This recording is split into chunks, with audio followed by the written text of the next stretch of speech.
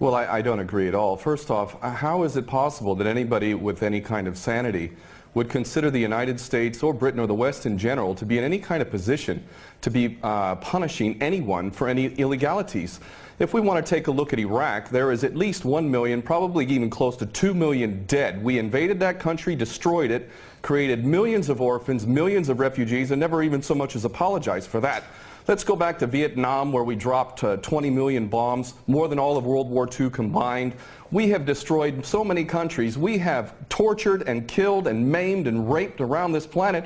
Who in the hell in their right mind would consider the United States or the West in general to be in any position to punish anybody? Never mind the obvious facts that this is a false flag attack and a long list of false flag attacks, which let's get into that, please. Well, we don't operate under international law. What we have is the color of law, the law of the jungle, in which the rich and the powerful basically determine what goes and what doesn't go. Iraq is a perfect example of that. Why isn't Tony Blair and George Bush rotting away in a prison cell for the rest of their lives? Because the law is not being applied. These are war criminals and they should be in prison for the rest of their lives, if not executed, if their own rules were adhered to for their own crimes.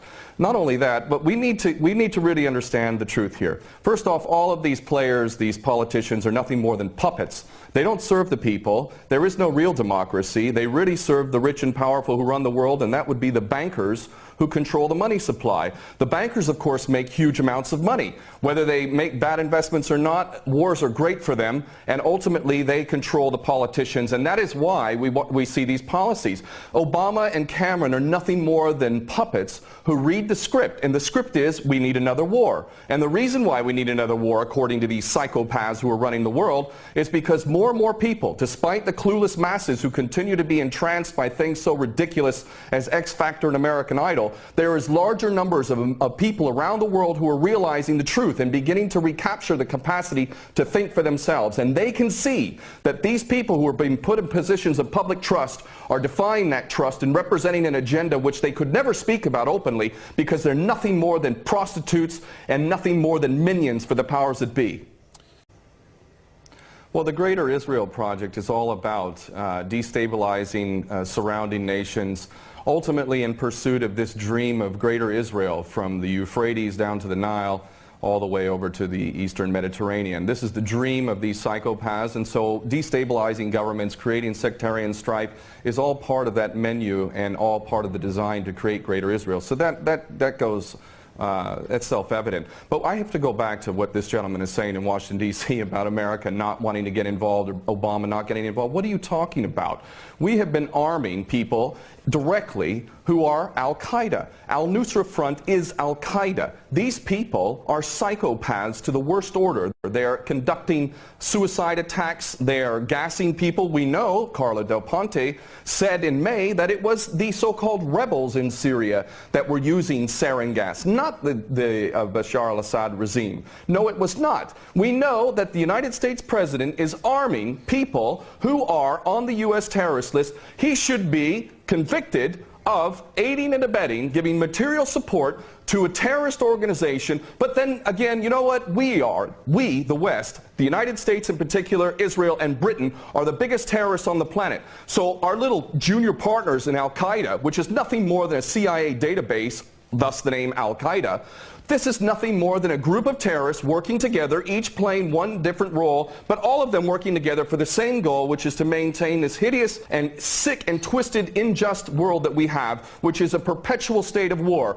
Always one illusion, one boogeyman after another. But the fact is, Obama is nothing more than a puppet war criminal, just like his predecessor and every other U.S. president before him. So please don't tell people out there that the U.S. is not involved. It's directly involved, and it is arming people who are absolute psychopaths. Because the United States has never been interested in anything. Go ahead. Has never been interested in anything other than war. The United States is in a perpetual state of war because the bankers control the politicians, and they read the script as given to them by the banksters, and they make huge amounts of money off of this. What this gentleman is saying about the United States not wanting war, not wanting to get involved, is like Iraq 2.0. It's a repeat of the same rubbish that was said, oh, we don't want war, war is a last resort. That's absolutely untrue. It's a lie. Those that are in government are nothing more than prostitutes who are carrying out the orders of those who are in charge of them, and those that are in charge want another war. And part of that that is what we discussed earlier, the Greater Israel Project, to destabilize any Arab regime which might have any kind of autonomy and self-determination. Any regime in the Arab world that is not an absolute puppet cannot be tolerated. And who are the nations that we target? Those that are not puppets. We don't target those like the Saudi regime, which is the biggest human rights violator in that region. It's cutting off people's heads in public, cutting off hands. It is the most grotesque regime on the planet, and yet we give that regime weapons and it's no problem whatsoever.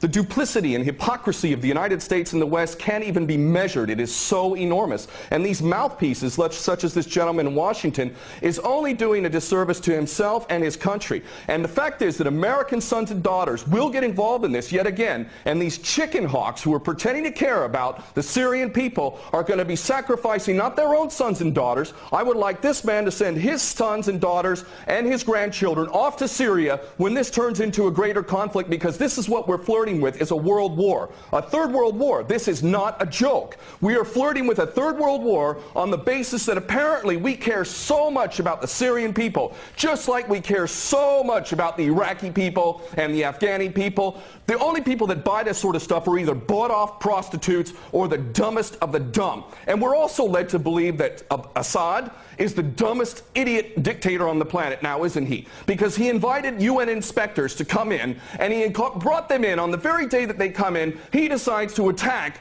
his own people 10 miles away from where the inspectors arrive.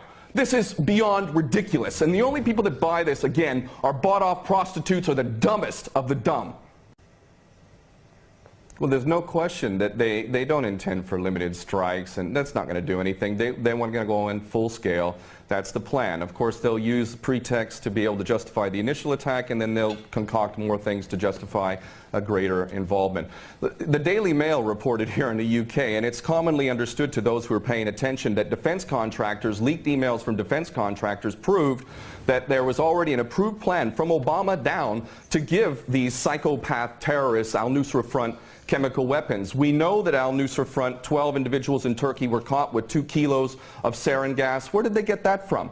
And this is, you know, clearly a false flag. We understand this to be true, and it's the only way that they could justify an attack at all. And I have to say, I'm happy that the gentleman in Washington mentioned Dempsey, General Dempsey of the Joint Chiefs, because I'll tell you what, more than anything else, it is the true American patriots, those who are sick and tired of having given up their life to basically serve the American dream, the American nation, the Constitution that they swore to uphold. It's those military men and women. It's you now. It's coming to you now. Are you a patriot or are you not? Are you going to let your nation descend even further into the chaos and corruption that has been so sick and so twisted that it's destroying American lives as well as the rest of the world, to the tune of 22 American servicemen a day who are committing suicide? Are you going to sacrifice more of your American sons and daughters for Israeli wars, for Zionist wars? Are you going to continue to do that because you are not a patriot? You are in fact aiding and abetting the terrorists you supposedly think you're fighting against.